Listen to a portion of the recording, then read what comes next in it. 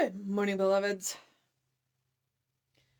I'm running a little late. I'm fussing with the camera angle. The weather apps say that it's 50 degrees out there. Well, one says it's 51 and one says it's 55. And I don't believe either one of them. I think it's warmer than that. So, but what do I know? All right. Oh, and I may have just titled this wrong. It's the 26th, I think. I may have titled it the 20th. And I can't turn the page of the book. All right. Okay. Okay. Yes. March 26th. I live in the life of God. And our quote is, as the Spirit has life in itself, so hath it given the child to have life in themselves. John 5:26. All right. All life is one life. Just as every physical substance known derives from the one universal energy, so there is but one life principle, which is God, in which we all live, and from which infinite source our individual lives are drawn. If this one life is present everywhere, then it is also within us. To say that the life of God is the only life there is means that my life is not only in God and of God and from God, it is God in and through me. If this were not true, I would have a life separate from God, which is unthinkable and impossible. But if it is true that the life of God is my life now, how wrongly I must have been thinking about this life. I have judged it falsely and condemned it unnecessarily, and in every way, shape, and manner, in my ignorance, have denied the very thing I should be affirming. There is one life. That life is God. That life is my life now. In God I live and move and have my being, and God lives in me and moves through me. I deny then that there is any life separate from good. I affirm that every organ, action, and function of my physical body is animated by the divine life which created and sustains it. It is this life that is circulating through me now, in happiness, in harmony, and with perfect rhythm. I am one with the whole, therefore I say to my mind, you are to live and think and feel this truth until it is spontaneous and natural. And when you say, God is my life, you are to know that the entire life of the divine and perfect presence is now flowing through you. I affirm this today. The life of God is the only life there is. That life is my life now, complete and perfect. And honestly, I don't know what to do with that. Because it's kind of clinical. I don't know. I mean, it's basically how we start all of our treatments. There is one life, one power, one presence. That life is my life now. That presence lives in me. Um, and it comes down a little bit to that whole uh we're all necessary, uh because God is having experiences through us that God couldn't have without us. Uh huh. And yeah, I just have no emotional attachment to this one today. None whatsoever. Yeah, it happens occasionally. There's going to be one that just doesn't resonate with you, and today, I think I found mine. Um, that being said, if you listen to most Science of Mind ministers, they start their treatments in some manner of that, because it's the core of our teaching. It really is. It's like, here's where we start. There's one life. There's only one life. We're all a part of that life. Therefore, everything in life touches me, because nothing is separated from me. It's why I have a vested interest in the good of the people around me, because it's, it's good for me too. It's like, um, I can have all the good that I want, and I want everyone around me to have that good, because we're all one. So the more you prosper, the more I prosper. Yeah. Okay. So I live in the life of God. It's just, I don't know.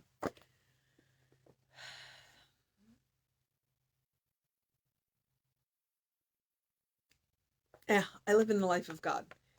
And go look up the John quote. I tried to gender neutral it and I don't like it. So it's John 5:26.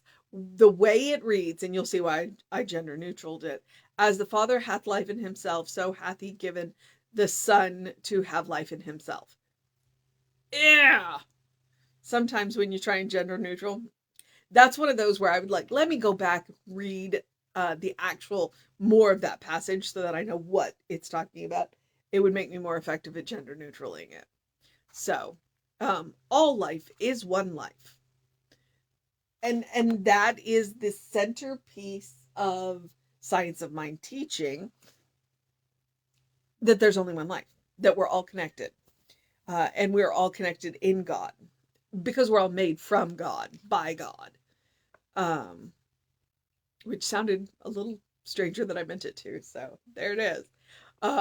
Just as every physical substance known derives from the one universal energy, and actually, science has proven that. Like literally everything is made up of electrons, neutrons, protons. You get further down than that, we've got quarks, and then we've got photons. There's literally one substance in the universe, and we are all made up of arrangements of, it gets more and more and more complex going up. All right. Something's happening in the living room there. Sugar just kept shooting in here, and Rita just went to find out. All right. So there is but one life principle, which is God, in which we all live, and from which infinite source our individual lives are drawn. So every single life on this planet, dare I say in this universe, probably in all of the universes, is drawn from one source. And fortunately, that source is infinite.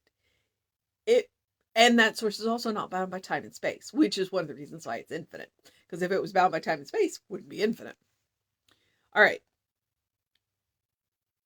If this one life is present everywhere and every when, it is also within us. To say that the life of God is the only life there is means that my life is not only in God and of God and from God, it is God in and through me. So when we say that we are God, we don't mean we're all of God. We're not that ego. What we mean when we say that is that we are tiny little splinters of a greater whole. We're tiny little sparks in a greater whole. It's not ego when we say that we are of God. It is us stating this is where we come from. We know who we are. And because we know who we are, then we can move into it makes us move through the world differently. We know who we are. We also recognize who each other is. So it does make us move through the world differently. All right. If this were not true, I would have a life separate from God, which is unthinkable and impossible. He's made his argument. But if it is true that the life of God is my life now, how wrongly must I have been thinking about this life? I have judged it falsely and condemned it unnecessarily, and in every way, shape, and manner in my ignorance have denied the very thing I should be affirming. And I think that he's not usually so, hey, you know what? So, okay, so power statements, affirmations, treatment, good part for the realization in your treatments. There is one life. That life is God. That life is my life now. How many times have we heard Jesse say that? He'll start a treatment that way. I live and move and have my being, and God lives in me and moves through me. That's why we say God can only do for me what God can do through me, because God works through me. I am a physical manifestation of an idea that God had. You are a physical manifestation of an idea that God had or has. And that's why I always say when you're working on something, in you, go back to God's idea of you. Because God's idea of you is perfect, holy, and complete. Now, that being said, remember that perfect is not flawless. And who's to say what flawless is anyway? Because as humans, we got funny ideas of what flawless is. I deny then that there is any life separate from good, and I affirm that every organ, action, and function of my physical body is animated by divine life, so that they are working perfectly as they should. Now, my organs, my actions, and my functions are going to be different than everybody else's. So they are not going to function like everybody else, but they are going to function perfectly for me. Okay? So let's not play the comparison game. That God's not into that. And so we don't need to be either way. Okay, so the physical body is animated by the divine life, which created and sustains it. So when we are having physical issues, we want to go back to the power that sustains it and say, you know what? Let's have a conversation here, because what am I getting in my own way? What is it that I can do better? And sometimes it's a change of mind, and sometimes it's other changes that we need to make. It is this life that is circulating through me now, in happiness, in harmony, and with perfect rhythm. I am one with the whole. Therefore, I say to my mind, open quote, you are to live and think and feel this truth until it is spontaneous and natural. And when you say, God is my life, you are to know that the entire life of the divine and perfect presence is now flowing through you. Close quotes. I have no idea where this quote is coming from, but it's a pretty cool one. I affirm this today. The life of God is the only life there is.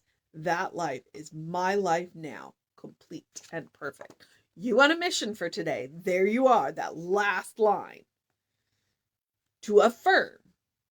Affirm today. Affirm every day, but affirm today. The life of God is the only life there is, and that life is our life now, complete and perfect. That's the mission, should we choose to accept it. To affirm that our life is God's life. And to see if that changes the way we move through the world. All right, I am going to get out of the room with the loafs because they are loafing, and I am on one of the pillows that one of the loafs would like. One of the loafs is baking himself on the heating pad. But before I do, I'm going to encourage you, as I always do, to do something loving for yourself, do something kind for yourself, do something compassionate for yourself. It is a spiritual practice. And if we are going to affirm that our life is God's life, then that is one of the ways that we can do it, by being loving, being kind, being compassionate with ourselves. We were created by God for God. And we were created to have experiences. And we were created to experience love and peace and joy and happiness. That's what God's idea for us is. And if that is not what is happening, then what can we do to change that? And sometimes it is a simple mental flip within us. And sometimes there are steps that we need to take. There are places that we need to go. There are things that we need to do. And we can be guided to do that. But where we can start is being loving, kind, and compassionate with ourselves. All right. I encourage this as a spiritual practice because it is. I encourage it because I want to help you create a habit. I want you to create a first response, a default setting, so that no matter what happens, because things go sideways. that you can have a loving, kind, compassionate response for yourself and for everybody. Because if you can do it for yourself, you can do it for anybody. All right. Frequently, we are our own toughest, or I think somewhere I was reading, we can be our own worst enemy. Ernest says that. We can be our own worst enemy. So, all right, beloveds. As always, I do encourage you, do something to engage your mind and your body. I encourage you to go get some bright sun first thing this morning. I encourage you to drink plenty of water. And I encourage you to open the windows of your soul. To know, open the windows of the soul and realize that you live in heaven right here, right now. It's all around us. Allow that breath of heaven to remind you you live in heaven right here, right now. I've been doing that quote for over a year now. And it's because I think it came from the 365 Science of Mind book. And I just really liked it and kept it. So, look for the good and praise it. Look for the good and praise it. All right, beloveds. I'm going to go have a catter day. I'm going to go snuggle with my cats and get something to eat. So, take care of yourself. Have a great day, an amazing day, a wondrous day, a fantastic day, a magical day, an enchanting day, a loving day, a compassionate day, a kind day, a peaceful day, a happy day, a joyful day, a creative day, a restful day, a good day. And if that is too much pressure, simply have a day, because you're enough just as you are. You are a beloved child of God. God made you for a reason, and that reason is to exist, to experience, to be. You know, you don't have to have this grand destiny. Your grand destiny is to be you authentically. All right. We are finishing up the 30-day mental diet series tomorrow, and then we will move on into the hero's journey. So that'll be interesting. So if you want to know what's going on, take email info@creativelife.org. Get on that constant contact. There are hot links to all the things that if you want to do, if you want to join the book studies or anything like that. That way you can keep track of what we're doing. It's like, what are we up to? Then you'll know. And as always, we are on the social medias. We are on Facebook, YouTube, Facebook, YouTube, Instagram, and TikTok. The Creative Life Spiritual Center is on TikTok. We're either Creative Life Spiritual Center or Creative Life Spark. I'm the Running Rev Ryan. I'm on 3 of those. I'm not on TikTok yet. The idea of videos terrifies me. And yet here I am doing this. Go figure. It's like, I don't think it's the videos. It's like the TikTok dances. I'm like, I'm not up for that. Which is not what TikTok is, but that's what, All right. I'm going to go. I just need to eat something. Know that you're loved. Take care of yourself. Have a great day. Do what you need to do. Know that you're a beloved child of God. And enjoy. I'll see you next time.